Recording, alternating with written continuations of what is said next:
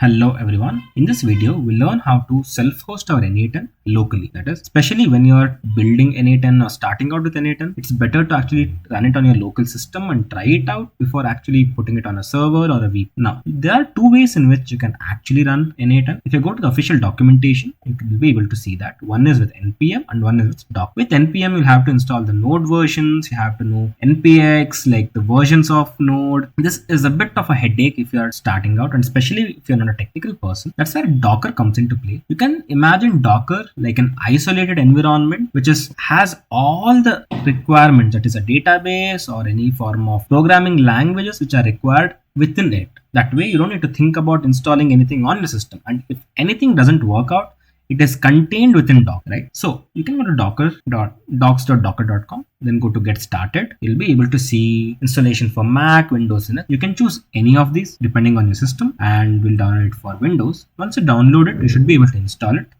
Once you install it, you'll be able to see an icon like this, or you can go to your search bar and type for Docker desktop and you'll be able to see it.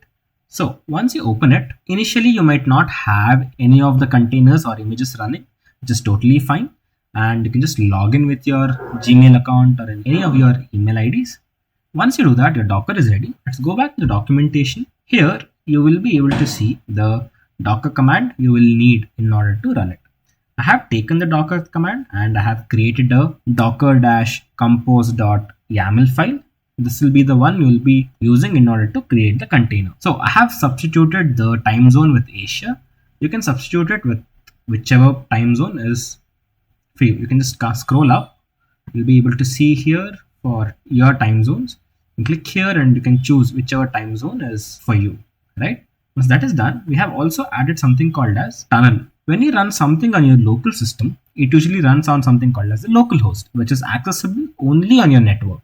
So what if there's a webhook, maybe from a payments API or maybe some other application which needs to connect to your system, right? In that scenario, it cannot connect to your local host because it's not publicly accessible. That's where the tunnels come into play, where we just add this command. Okay. Once you have added this and once you have saved it, all you'd have to do is just speed it up a bit. Yep, you can do docker compose up, and -d here means just detach it. And if I click enter, you'll see it might take a lot more time for you because it will be pulling the images for the first time. So it will take some time. You would have to be a bit patient. So if you come back here, you can see that this ends up running. It shows that it's running and we're able to access it on this port. Now, if I open this, you'll see all these things. And here, if you see, it has created a tunnel URL, that is this URL.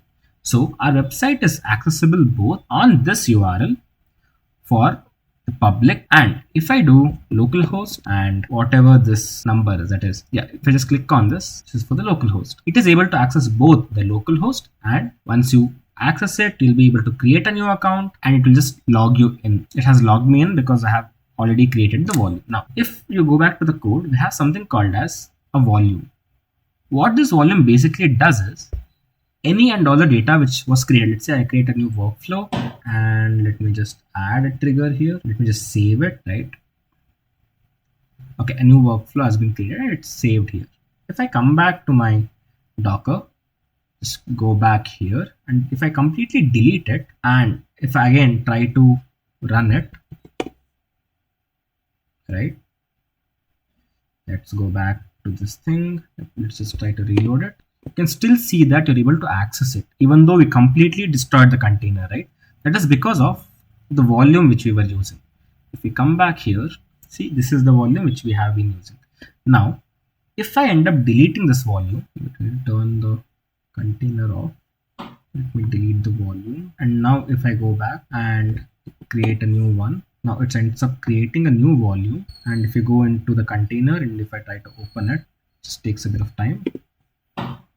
Yep, see, it's a completely new account, which like we lost all the progress, right? You can see now the first account which you create is the admin account. See, like we don't have it anymore. It's completely lost.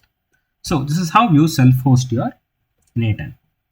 And if you remember, we had an external facing tunnel, right? That was this ID.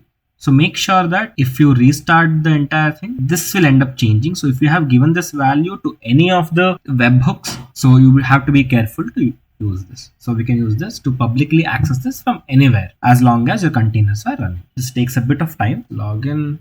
Yep, you're logged in. So you can use it from anywhere.